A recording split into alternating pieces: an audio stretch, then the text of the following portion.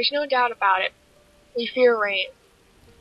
We wear our trench coats and our umbrellas and all that to avoid getting hit by some lousy droplets of water. But what is it that makes us fear it? It's not something we learn, it's something deep that resonates with us. An unexplainable repulsion towards getting ourselves wet during a downpour. It is not a learned fear. It's instinctive. Instinct. A small word for such a huge idea. I've lived in the countryside for 4 months now, and am now back in the city. The neighbors used to tell me to nail the windows shut for about 2 or 3 weeks right after I started living there. But it was the beginning of summer, and with all the heat of the sun, I wasn't going to do something as stupid as that. At least, I thought it was stupid. You know that smell? The one that rises just before the rain starts falling on you? In the city, people always say it's the smell of the watered earth, of the dirt getting wet, of bacteria and plants receiving the rain. But the people have never been to the country. They haven't the faintest idea. You see, the city's huge metropolis has not always been there. Mankind has been living in nature far more than it has been living in the cities. That is why we still have the instinct to fear the rain. It's not the smell of earth, dirt, bacteria, plants. It's their smell. They come out of the rain and they seek to mate. But they cannot hold their own, for they must retreat hastily as soon as the rain gives in and the water stops. I didn't nail my windows shut, and as soon as the rain came, I started hearing it. Have you ever heard the tiny, almost unnoticeable hum or high pitch that a TV makes when they are turned on? Have you ever felt a pressure in your chest when a low-pitched beat is heard? Those are the things that fill the air, that smell, and those moans, high and low, thumping moans. It's the smell that they follow. I came home a bit wet, for the rain started on my way home. I started hearing those noises sometime after I entered my house. Then the scratching on my door began. I went to check it through the window, and what I saw was horrible. What at first looked like a giant worm was in fact a humanoid thing, with its lower body being one long leg or tail. Its small anthro arms were strong enough to allow them to crawl, slither. And its face. It looked like it had been petrified. The one thing that looked like it was in use was its nose. It moved, and as soon as I got close to the window, its face shifted towards me. The window was slightly open, and now I know it turned because it could smell me. It moved towards the window, but it wasn't strong enough to pull itself up inside, and I had enough time to close the window. Soon enough, it turned, trying to sense the smell, my odor, and after a while, more came. From the hills came an entire legion of those things, 300, 400 maybe.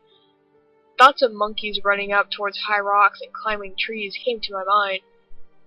These are the things we feared since the dawn of time. After a while, the macabre sight became something I couldn't stand. The noise was so much I couldn't sleep, and the things were so ugly and disgusting, yet I could not stop watching. Soon I saw the old stray dog that always wandered around. It was a dirty dog. It must have been 15 years old, too old to run, too old to live. They grabbed hold of its paws. 1, 2, 3, 5. The dog started howling and tried to bite one, then the other. Soon they overpowered the poor animal, and then it happened. From their chests came out a sting. 1, 2, 3, 5. They all started stinging the poor beast. After that, they all turned to see towards the east. Then they started crawling, as fast as they could, towards the plains. They disappeared as fast as they came. The dog lay motionless. It seemed like parts of him breathed. At intervals, parts of his body pulsated. Then, suddenly, the dog jumped to his fore and looked renewed. It started running like it was a young pup. Then it went running towards the plains and disappeared from my sight. When morning broke, I took nails and wood planks and nailed my windows shut. Not even one hole was left. I even checked for other holes in the walls, the doors. God, I was starting to get paranoid. I left the house to get some groceries from the neighbors. They had their own farm and had a lot of things for sale. But we're talking farms here. The distance I had to travel was about a mile or two to their house. When I got there, black, menacing clouds were near.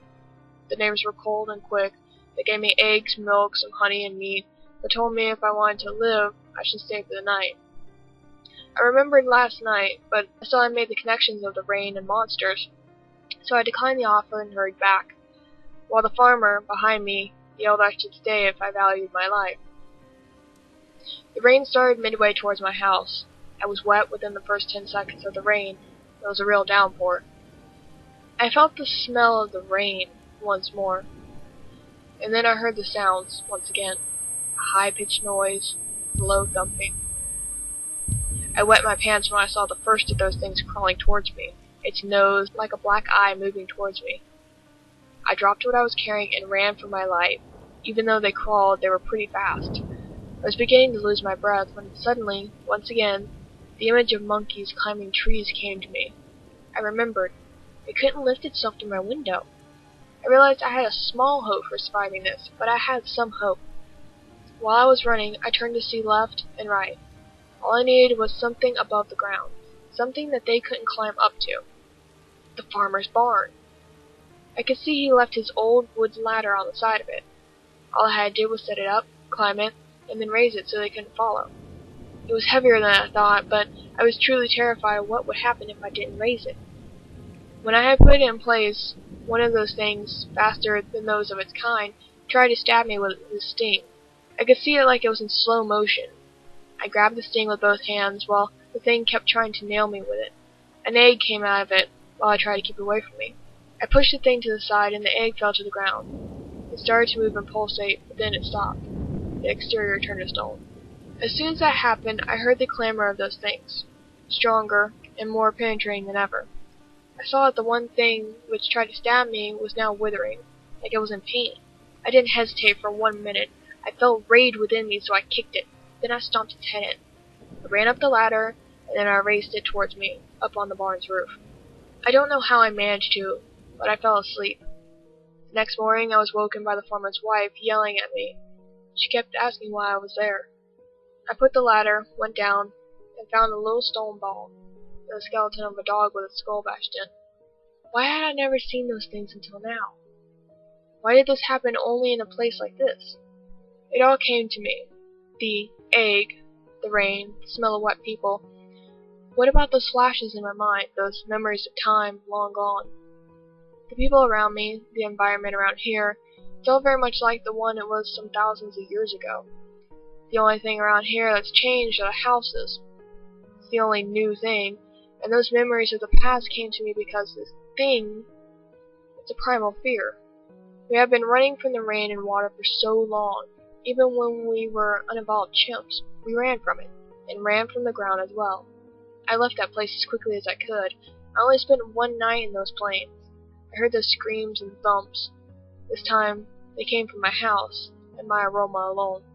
I had killed one of their eggs. I knew it was because of this. How else could one explain all that ruckus that happened when the infected dog dropped the egg? They beat on the door. They slammed their bodies against it. They kept moaning and scratching, hitting and weeping, smelling my fear. However, the rain stopped quickly, and they ran away. I am writing this now because I'm scared of them. I came back to the city, but maybe I should have let them take me.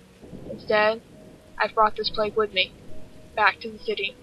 They are on the other side of my door, and it's raining outside. It has been for a long time. Because even now, even though we don't know about them, deep inside, we still fear them. Oh God, the rain won't stop. It's been 3 days, and I'm beginning to lose it. They called the door, and I don't know how much more it will resist. They're taking it down.